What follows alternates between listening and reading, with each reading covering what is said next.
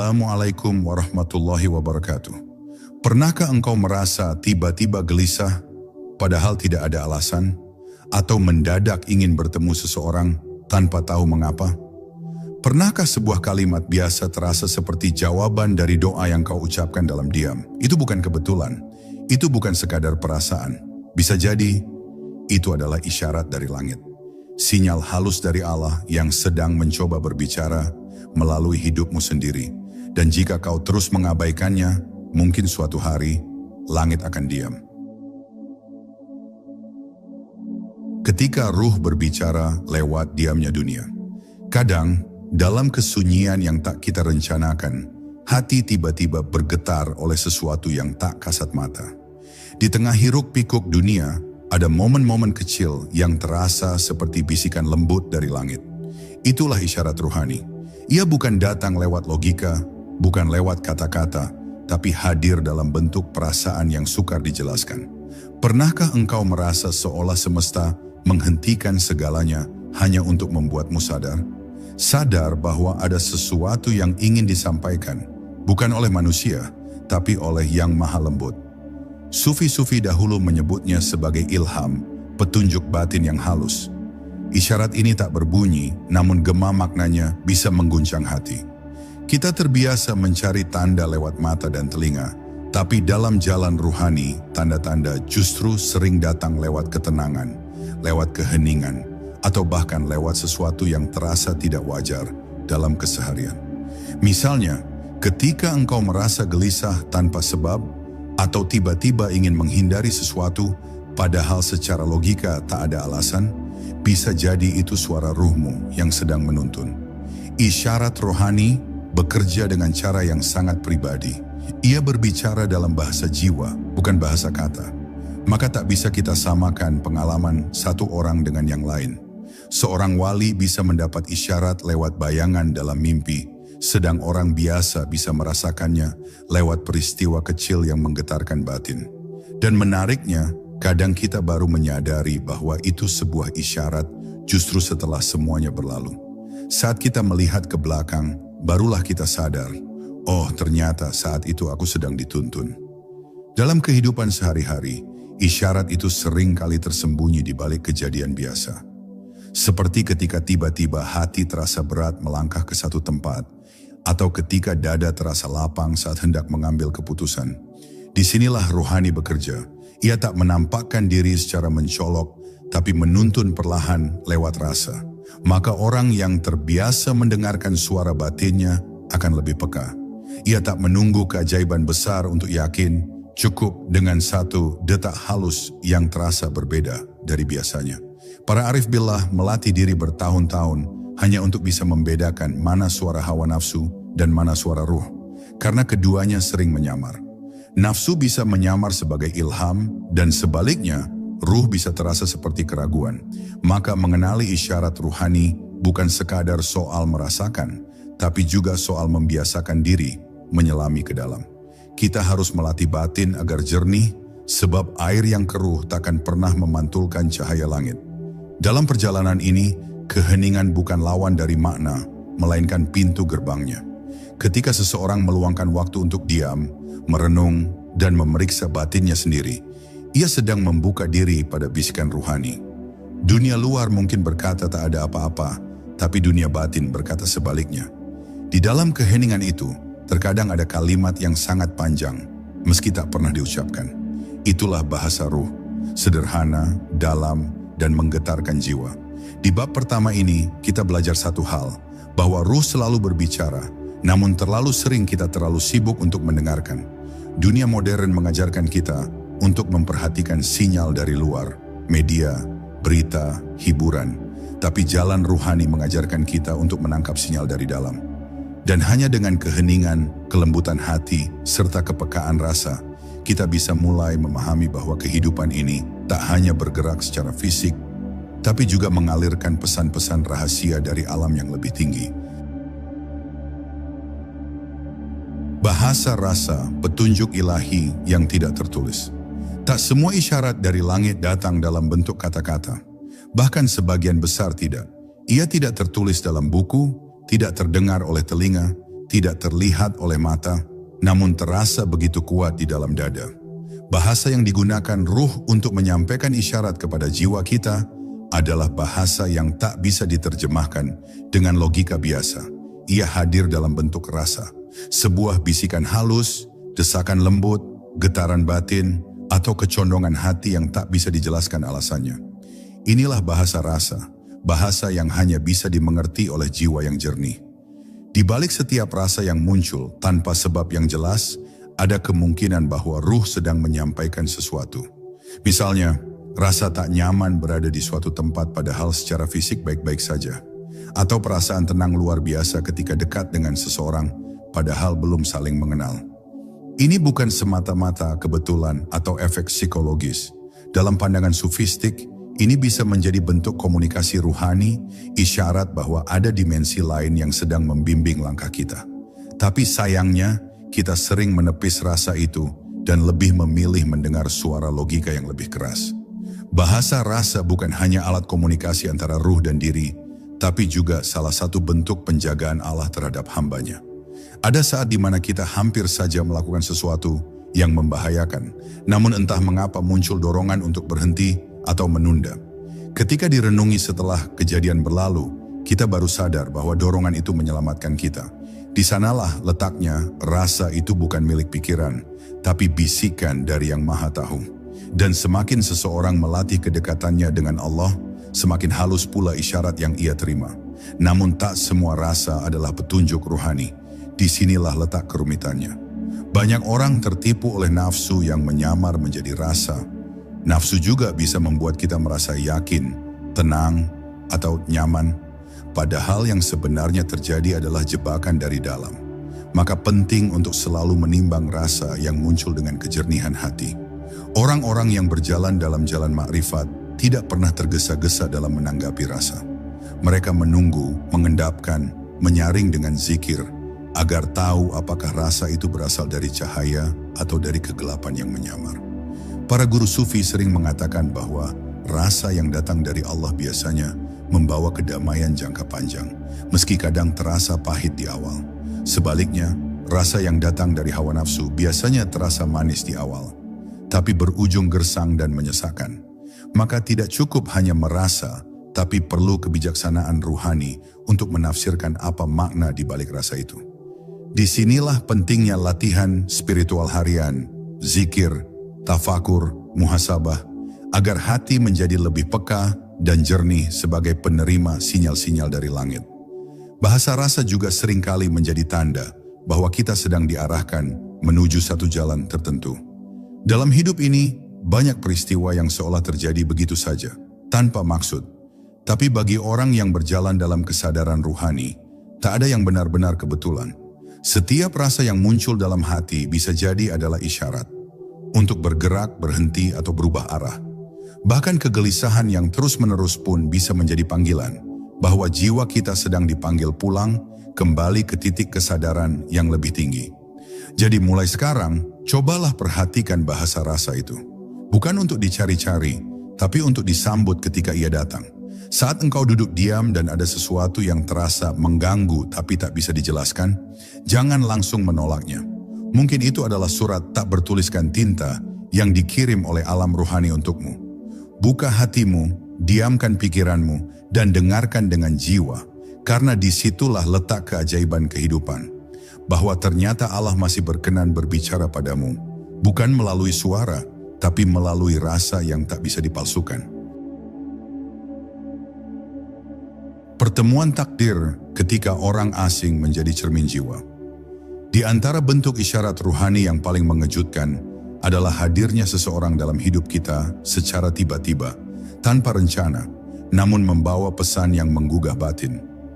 Pernahkah engkau bertemu seseorang yang hanya sebentar hadir, tapi ucapannya seperti menyentuh sesuatu yang sangat dalam di dalam dirimu? Atau orang asing yang tak sengaja kau temui di perjalanan, namun ia menyampaikan kalimat yang terasa seperti jawaban dari doa yang selama ini kau panjatkan dalam diam?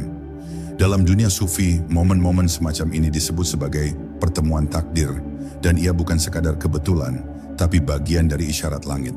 Tak semua guru mengenakan jubah, Tak semua penuntun memakai tasbih. Kadang Allah mengirimkan pelajaran terbesar kita lewat orang yang kita anggap biasa, bahkan tak religius.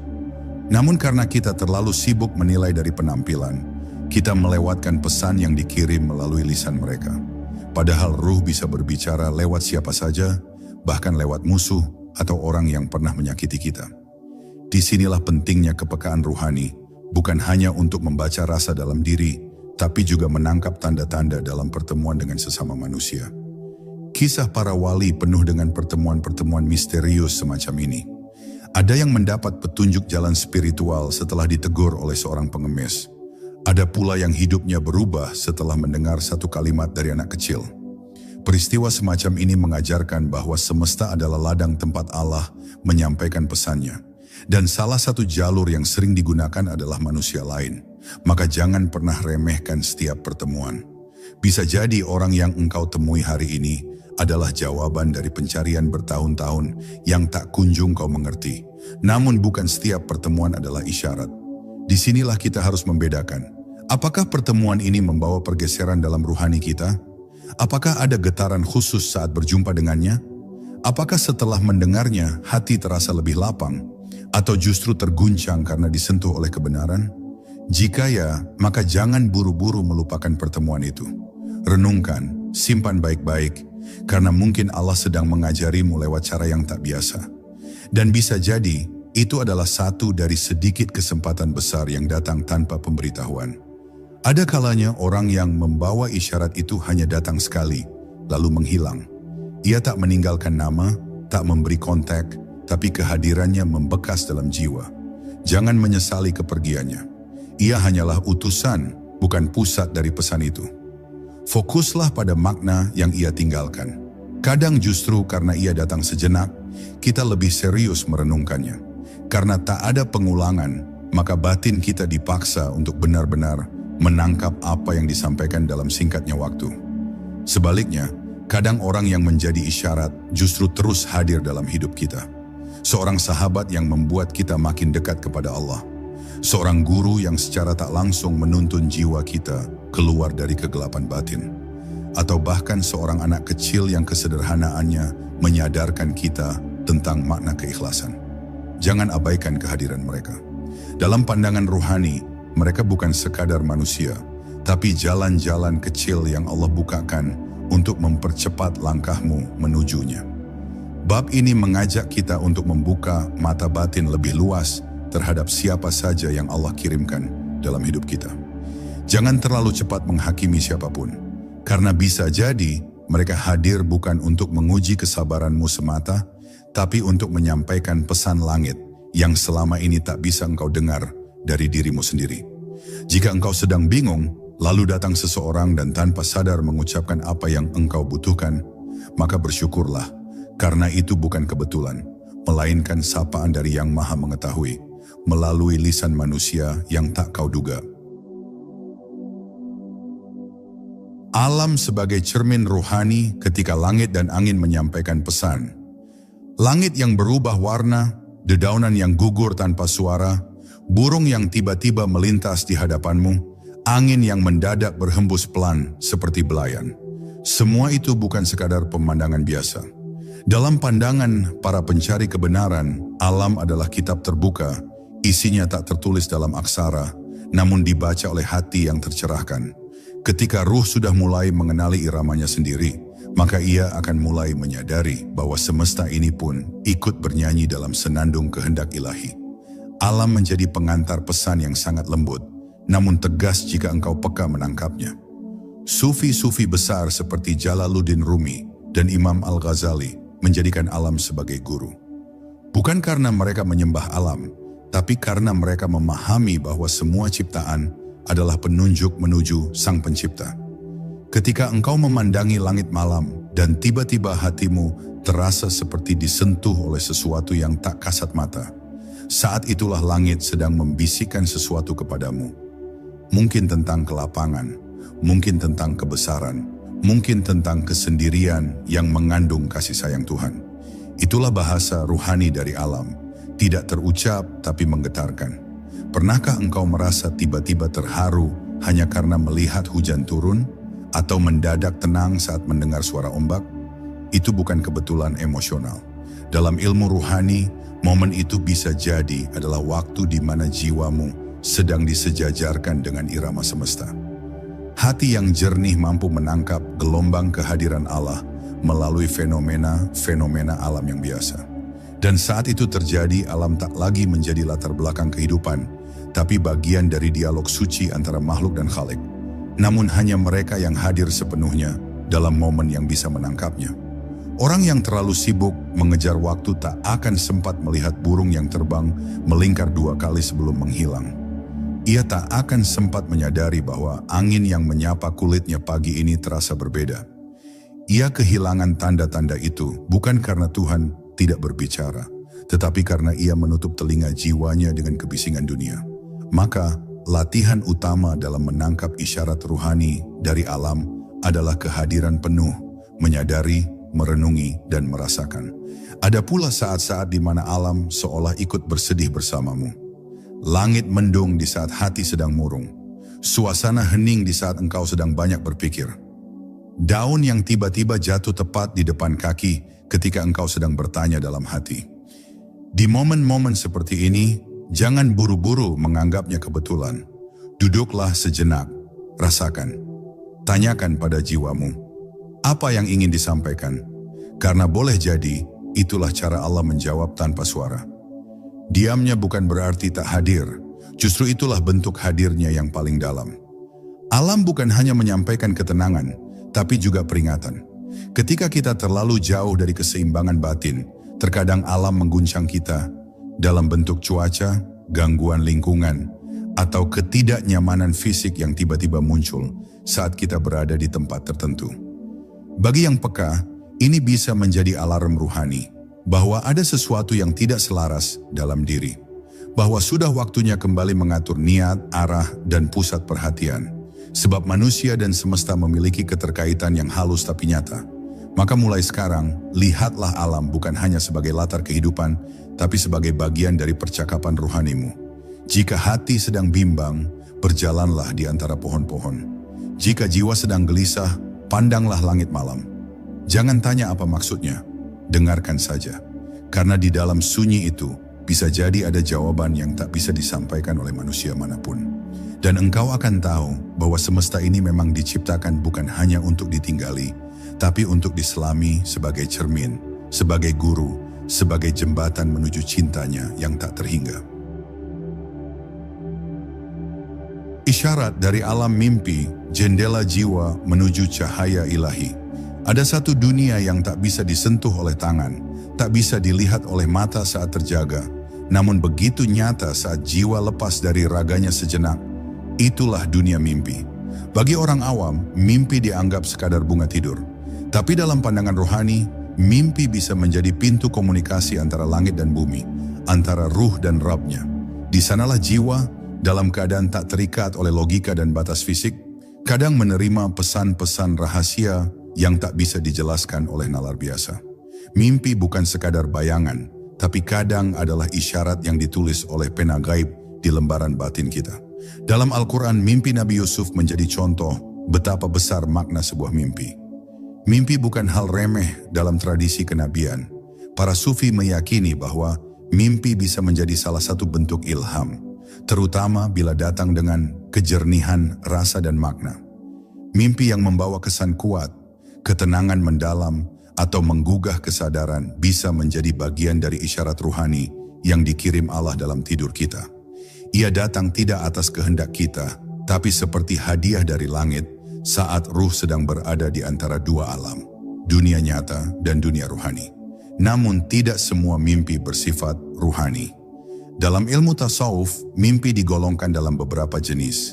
Mimpi dari Allah, ru'ya syadiqah, mimpi dari diri sendiri, hatif nafsani, dan mimpi dari setan, takhilat syaitaniyah. Membedakan ketiganya bukan hal mudah, tapi jiwa yang terlatih akan dapat merasakannya. Mimpi yang berasal dari Allah biasanya singkat, terang, padat makna, dan meninggalkan jejak rasa yang dalam setelah terbangun. Sedangkan mimpi dari hawa nafsu seringkali liar, terpecah-pecah, atau sekadar hasil dari pikiran yang sibuk sebelum tidur. isyarat ruhani lewat mimpi seringkali tidak langsung. Ia bisa hadir dalam bentuk simbol, perumpamaan, atau kejadian yang tampaknya tidak berkaitan dengan kehidupan nyata, namun menyimpan pesan tersembunyi. Seekor burung putih, cahaya terang, suara yang tak terlihat wujudnya, atau bahkan perjumpaan dengan seseorang yang sudah meninggal, semua itu bisa menjadi lambang ruhani. Jiwa yang peka akan merenung, bukan terburu-buru menafsirkan. Karena dalam tradisi para arifin, mimpi ditafsirkan bukan dengan buku, tapi dengan rasa dan hubungan batin dengan Allah. Penting untuk tidak menyombongkan diri karena merasa mendapat mimpi ruhani. Karena mimpi bukan ukuran kemuliaan, tapi tanggung jawab. Seringkali isyarat dalam mimpi adalah peringatan halus dari Allah agar kita kembali ke jalannya. Kadang pula itu adalah penghiburan saat kita sedang dalam kesedihan yang mendalam. Bahkan bisa menjadi dorongan agar kita melakukan sesuatu yang telah lama tertunda. Oleh sebab itu, siapapun yang menerima mimpi yang terasa berbeda, hendaknya tidak menyia-nyiakannya, melainkan menyimpannya dalam hati dan meminta petunjuk dalam doa. Beberapa sufi bahkan melatih dirinya untuk menjaga kesadaran dalam tidur. Mereka berzikir hingga terlelap, agar ruh tetap terikat pada cahaya saat meninggalkan jasad. Dari situ mimpi-mimpi mereka menjadi lebih jernih dan mudah dipahami. Dalam catatan kehidupan para wali, ada mimpi yang menjadi titik balik jalan spiritual mereka. Mimpi yang membuat mereka meninggalkan dunia, memulai perjalanan suci, atau menyadari dosa yang selama ini tersembunyi. Mimpi bisa menjadi cermin jiwa, memperlihatkan apa yang tak terlihat dalam keadaan terjaga. Maka jika engkau bermimpi dan merasa bahwa mimpi itu bukan biasa, jangan abaikan. Simpan dalam hati. Tanyakan pada Allah lewat doa dan zikir. Apa maksud dari ini semua? Jangan buru-buru mencari maknanya di luar, karena seringkali maknanya hanya bisa ditemukan jika kita menyelaminya lewat ketenangan dan renungan dalam. Sebab ruh tidak sedang berbicara dengan bahasa dunia, tetapi dengan bahasa cahaya. Dan tugas kita adalah menangkap cahaya itu, menafsirkannya dengan cinta dan kehati-hatian, agar tak salah paham dalam memahami sapaan halus dari alam rohani. Dorongan batin, tanda-tanda tanpa suara yang mendorong langkah kita. Pernahkah engkau merasa tiba-tiba terdorong untuk melakukan sesuatu, tanpa alasan yang jelas, tanpa perintah, tanpa rencana? Seperti ingin menemui seseorang, pergi ke tempat tertentu, memulai sesuatu yang sebelumnya tak terpikirkan, atau bahkan menghentikan satu kebiasaan lama. Dorongan semacam itu bisa jadi adalah isyarat ruhani. Ia tak disuarakan oleh pikiran, tak dituliskan oleh rencana, tapi muncul dari kedalaman batin. Seperti ada tangan tak terlihat yang membimbing langkah kita dari dalam. Itulah salah satu bentuk paling lembut dari komunikasi antara ruh dan jalan hidup kita. Dalam dunia tasawuf, dorongan batin ini disebut sebagai khathir, bisikan jiwa yang datang tiba-tiba. Tapi tidak semua khathir berasal dari sumber yang suci. Ada yang datang dari hawa nafsu, ada yang dari setan, dan ada pula yang dari Allah. Maka tugas kita bukan hanya merasakan dorongan itu, tapi juga membedakan sumbernya. Dorongan yang berasal dari Allah biasanya muncul dengan ketenangan, tidak tergesa-gesa, tidak meresahkan, dan membawa kedamaian walau arah yang dituju terasa asing atau bahkan berat. Sedangkan bisikan dari hawa nafsu seringkali datang dengan desakan yang tidak sabar dan rasa ingin segera memenuhi keinginan. Salah satu cara mengenali dorongan ruhani adalah dengan memperhatikan rasa setelahnya. Bila setelah mengikuti dorongan itu hati terasa lebih terang, lebih ringan, dan lebih dekat kepada Allah, besar kemungkinan itu adalah isyarat darinya.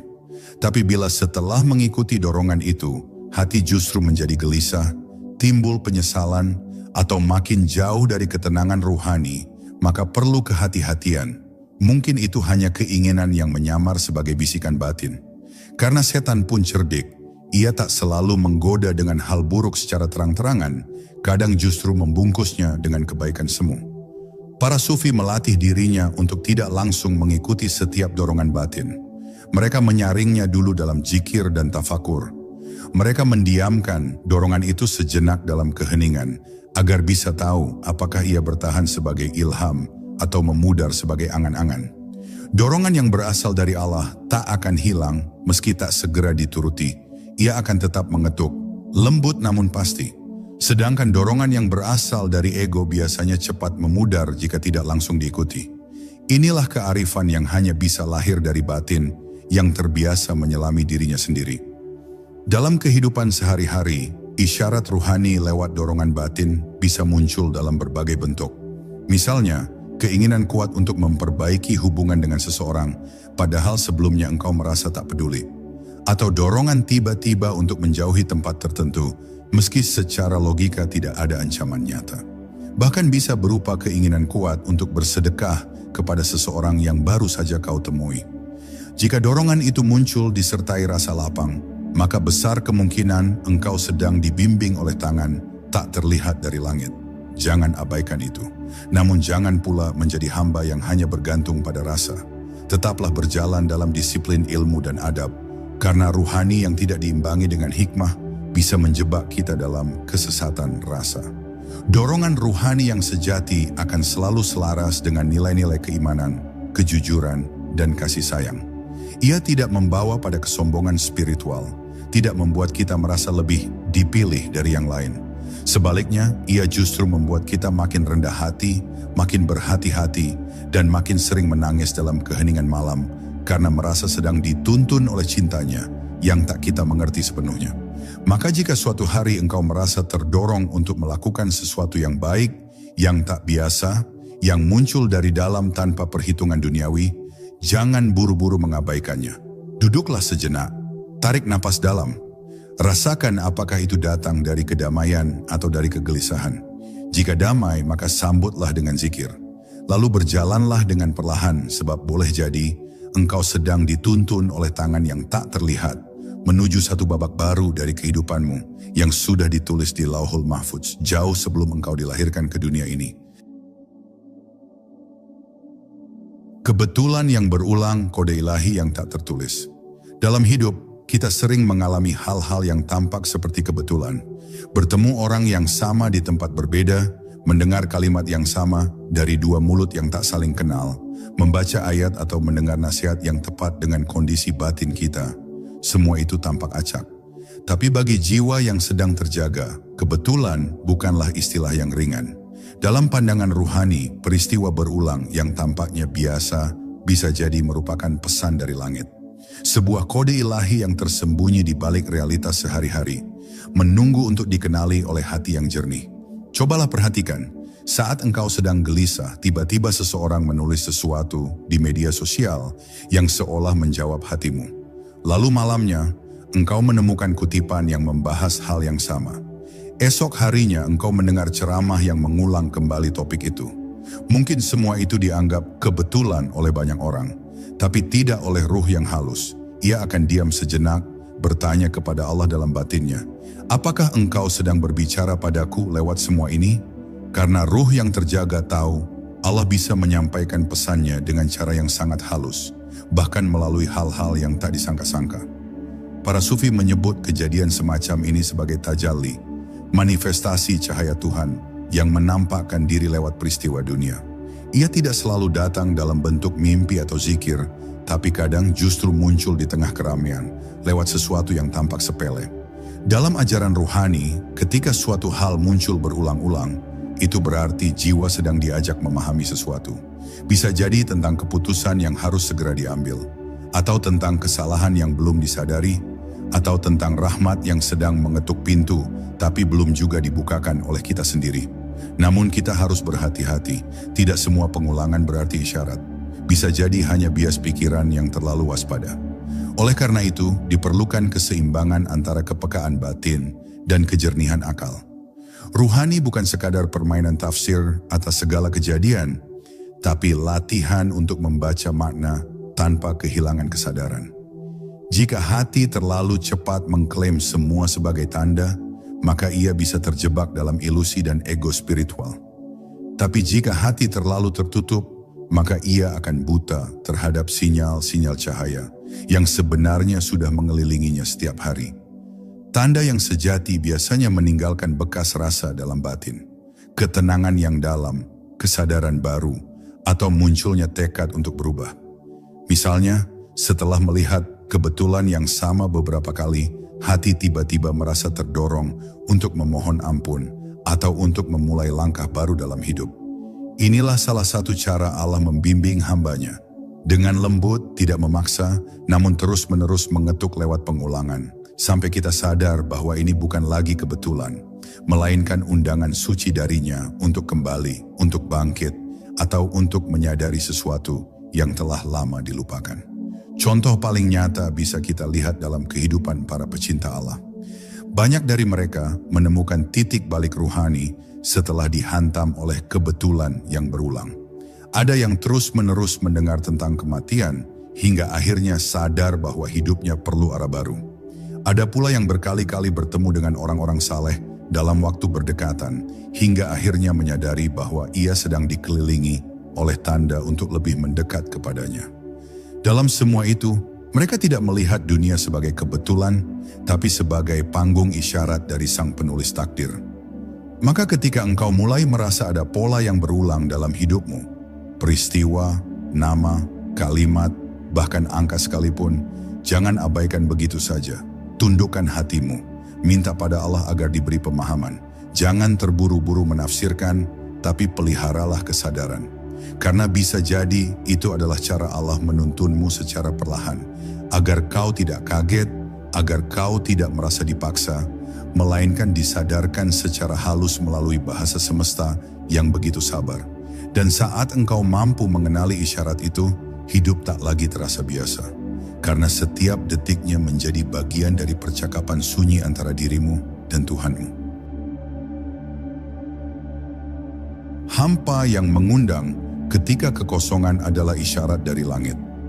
Ada saat dalam hidup di mana semuanya tampak baik-baik saja dari luar, kesehatan baik, keluarga utuh, pekerjaan lancar, hubungan sosial berjalan normal. Namun di dalam dada terasa seperti ada ruang kosong yang tidak bisa dijelaskan. Tidak ada kesedihan yang nyata, tapi juga tidak ada kebahagiaan yang sungguh. Inilah rasa hampa yang seringkali datang secara tiba-tiba. Dan bagi sebagian orang, itu dianggap sebagai kegelisahan tanpa alasan. Tapi bagi jiwa yang sudah mulai terbangun, kekosongan batin bukanlah gangguan, ia adalah isyarat. Sebuah panggilan halus dari langit untuk pulang, untuk kembali mengisi ruang yang selama ini hanya diisi oleh dunia. Dalam perjalanan rohani, kekosongan adalah bahasa sunyi dari Tuhan. Ia tidak datang untuk menyiksa, tapi untuk mengingatkan bahwa ada sesuatu yang hilang dalam hidup kita. Mungkin zikir yang sudah jarang, mungkin salat yang mulai tanpa rasa, mungkin hati yang terlalu lama tidak menangis dalam sujud. Maka hampa menjadi panggilan yang tidak terdengar, namun terasa jelas. Ia seakan berkata, bangunlah jiwa, engkau telah berjalan jauh dari sumber cahaya. Rasa kosong itu adalah bentuk kasih sayang, bukan hukuman. Karena Tuhan tahu, kadang manusia tidak akan mencari kecuali saat ia merasa ada yang hilang. Para sufi sering menyebut hampa sebagai waktul fara, waktu kekosongan batin, yang jika disadari dan ditanggapi dengan benar, bisa menjadi awal kebangkitan ruhani. Justru di saat itulah, banyak jiwa mulai berjalan di jalan makrifat. Mereka yang tadinya sibuk dengan gemerlap dunia, tiba-tiba merasa semua itu hambar. Mereka yang dulunya mencari kesenangan di luar, mulai merasa bahwa dunia tak lagi bisa mengisi kekosongan dalam diri. Di titik inilah, jalan kembali kepada Allah terbuka. Karena tak ada yang bisa mengisi kekosongan ruh, kecuali dengan cahaya dari sumbernya. Namun banyak yang salah mengerti. Saat rasa kosong itu datang, mereka buru-buru mengisinya dengan hiburan, distraksi, kesibukan, atau pelarian emosional. Mereka lari ke dunia, padahal dunia itulah yang membuat mereka hampa. Mereka mencari ramai, padahal hati mereka sedang butuh sunyi. Maka kekosongan itu tak pernah selesai, justru makin dalam. Disinilah pentingnya kesadaran rohani, bahwa saat rasa hampa datang, jangan buru-buru mengisinya dengan apapun. Duduklah bersama kekosongan itu, dengarkan. Rasakan, karena bisa jadi Tuhan sedang berbicara lewat diam yang paling dalam. Bagi jiwa yang terlatih, kekosongan justru menjadi tempat pertemuan. Ia tahu bahwa saat dunia terasa kosong, langit sedang menyiapkan ruang. Maka mereka bersyukur saat sepi datang. Mereka menyambut kekosongan dengan sujud malam yang panjang, dengan zikir yang diulang tanpa suara, dengan air mata yang tak diminta. Dan lambat laun, dari dalam kehampaan itu, muncul cahaya kecil yang hangat. Bukan dari luar tapi dari dalam. Bukan dari hiburan tapi dari hubungan. Hubungan ruh dengan Tuhannya. Itulah isyarat ruhani yang hanya bisa ditangkap oleh jiwa yang rela diam di tengah hampa. Kekosongan adalah awal dari pemurnian. Ia memisahkan antara yang palsu dan yang sejati. Apa yang selama ini engkau anggap membahagiakan akan gugur satu persatu. Hingga yang tersisa hanyalah dirimu sendiri berhadapan dengan Tuhanmu. Dan dari situlah engkau akan tahu bahwa semua yang engkau cari di luar sebenarnya sedang menunggumu di dalam. Maka saat rasa hampa itu datang lagi lain waktu, jangan takut, jangan risau, jangan tergesa mengusirnya. Karena bisa jadi itu adalah jam pertemuan yang dijadwalkan oleh Tuhan sendiri untuk mengajakmu bercakap dalam sunyi.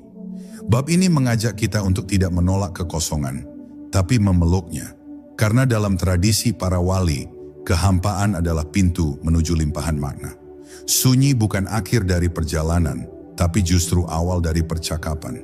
Dan bisa jadi, di balik ruang kosong dalam hatimu, ada suara Tuhan yang selama ini tidak kau dengar.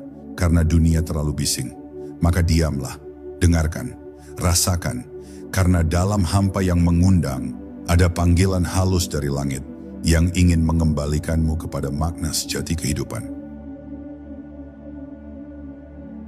Isyarat di balik ujian ketika musibah adalah surat cinta tersembunyi. Tidak ada yang menginginkan musibah, tidak ada yang berharap tertimpa ujian. Namun setiap manusia yang hidup pasti akan melewati masa-masa sulit, kehilangan, sakit, kegagalan, kekecewaan, dan kesendirian yang mengguncang jiwa. Bagi sebagian orang, semua itu tampak seperti kutukan atau nasib buruk.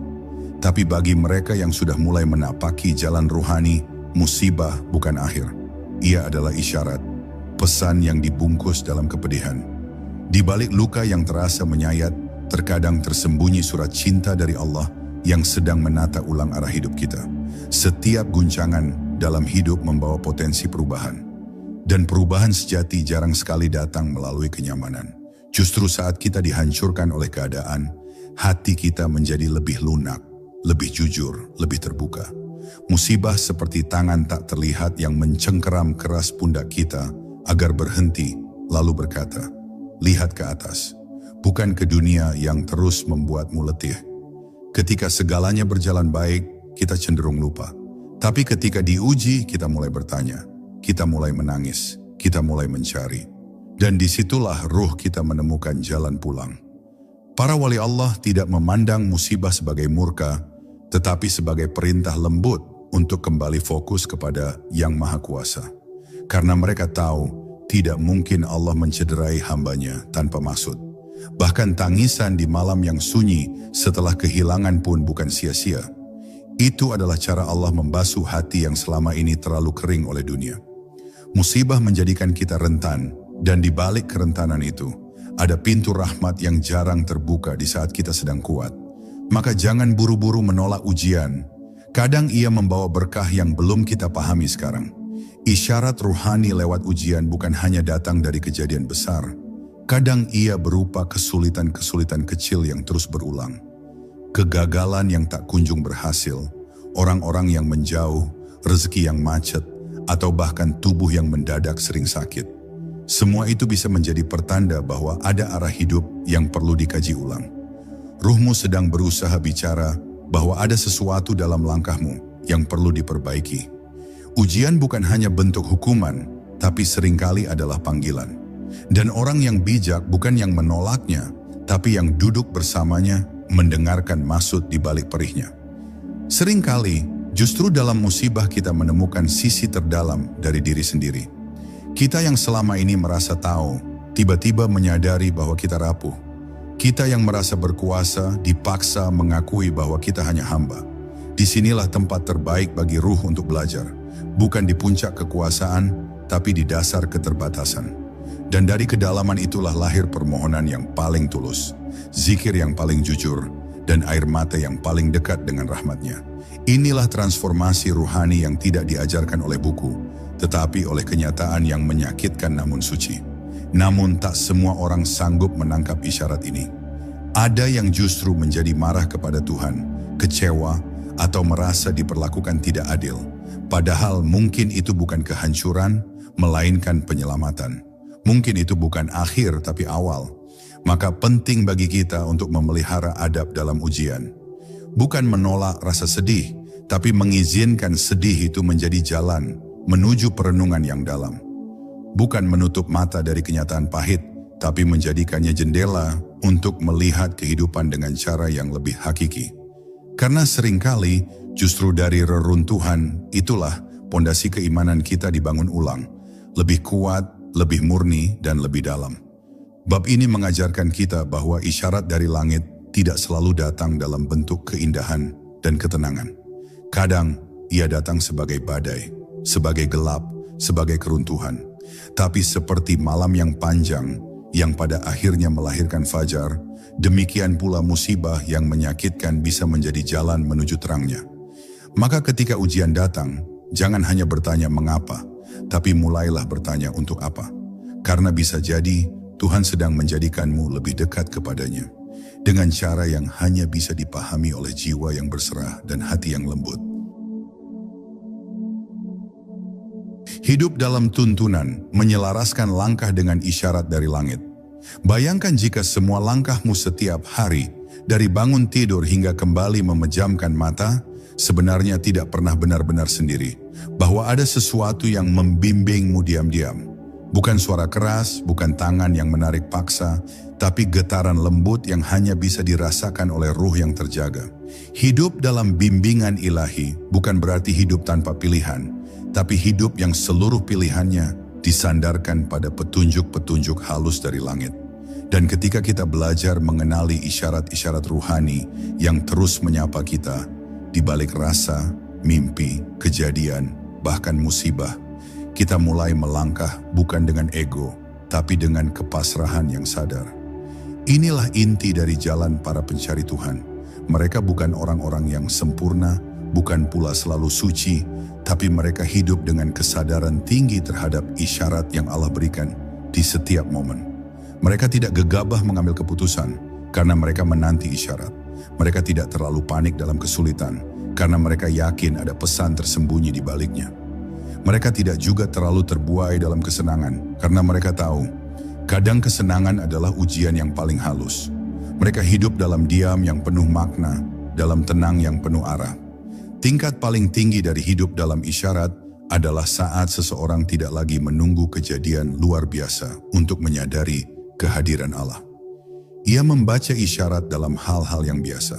Ketika sendalnya hilang di masjid, ketika air hujan menetes tepat di mukanya, ketika handphone punya tertinggal, atau saat tiba-tiba ada suara azan terdengar lebih keras dari biasanya. Semua itu menjadi pengingat bahwa Allah sedang hadir, sedang berbicara, sedang mengarahkan. Dan hidup seperti ini terasa berbeda, bukan sekadar bertahan, tapi bergerak dalam irama yang selaras dengan kehendak langit. Namun, menyelaraskan diri dengan isyarat ruhani bukan hal instan. Dibutuhkan latihan batin, pengendapan rasa, pembiasaan tafakur, dan yang paling penting, keikhlasan untuk dibimbing. Karena kadang, arah yang ditunjukkan oleh isyarat tidak sesuai dengan keinginan kita. Jalan yang ditawarkan mungkin sunyi, berat, atau tak dipahami orang lain. Tapi jika itu datang dari Allah, maka ia akan membawa kedamaian yang tak bisa dibeli oleh dunia. Dan pada akhirnya, bukankah itu tujuan kita? Bukan hidup yang dipuja manusia, tapi hidup yang dituntun oleh cahayanya. Setiap kita memiliki peran dalam skenario langit yang besar. Tapi sayangnya, banyak yang hidup tanpa pernah tahu peran apa yang harus dijalankan. Mereka sibuk, tapi tak sadar arah. Sibuk mengejar, tapi tak tahu apa yang sedang dikejar. Maka mengenali isyarat ruhani adalah seperti menerima peta dari tangan Tuhan. Ia tak selalu lengkap, tapi cukup memberi petunjuk satu langkah ke depan. Dan itu cukup, karena tugas kita bukan melihat ujungnya, tapi berjalan dengan keyakinan bahwa setiap langkah yang diambil dengan kesadaran ilahi akan membawa kita lebih dekat kepadanya. Dan bila kita sudah mulai hidup dalam kesadaran ini, menyadari bahwa setiap rasa, setiap kejadian, setiap hampa, setiap mimpi, bahkan setiap pertemuan bisa menjadi pesan rahasia dari Tuhan, maka hidup akan terasa sangat dalam. Kita tidak lagi hidup dengan asal. Kita akan lebih sering diam sebelum bertindak. Kita akan lebih sering berdoa dalam hati sebelum memutuskan. Kita akan mulai berkata pada diri sendiri, "Tunggu, mungkin ini bukan sekadar kejadian biasa. Mungkin ini panggilan." Dan saat kesadaran ini tumbuh, maka hidup akan menjadi ibadah panjang yang tak henti-henti. Bahkan saat kita sedang makan, berjalan, atau sekadar duduk sendiri. Ketika Tuhan mulai bicara, apakah kau akan menyimak? Bayangkan satu hal ini baik-baik. Bagaimana jika selama ini, semua kebingungan yang kau alami, semua orang yang kau temui, bahkan luka yang tak kau pahami, adalah bentuk komunikasi dari Tuhan yang tak kau sadari? Bagaimana jika semua rasa aneh, dorongan tiba-tiba, dan mimpi yang berulang sebenarnya bukan kebetulan, tapi kau terus melupakannya, mengabaikannya, melewatinya begitu saja? Apa jadinya jika suatu hari nanti, semua isyarat itu berhenti? Bagaimana jika langit tak lagi menyapa karena engkau tak pernah meresponsnya? Bagaimana jika keheningan yang engkau rasakan nanti bukan lagi sunyi yang mengundang, tapi sunyi yang ditinggalkan? Maka sebelum segalanya terlambat, sebelum rohmu menjadi terlalu pekat untuk menangkap cahaya, belajarlah membaca isyarat itu hari ini juga. Bukan dengan nalar tapi dengan jiwa, bukan dengan terburu-buru tapi dengan duduk dan diam. Karena bisa jadi Allah sedang berbicara padamu bukan lewat suara tapi lewat hidupmu sendiri. Dan pertanyaannya sekarang, sudahkah kau menyimak atau masih sibuk dengan dunia yang terus membutakanmu?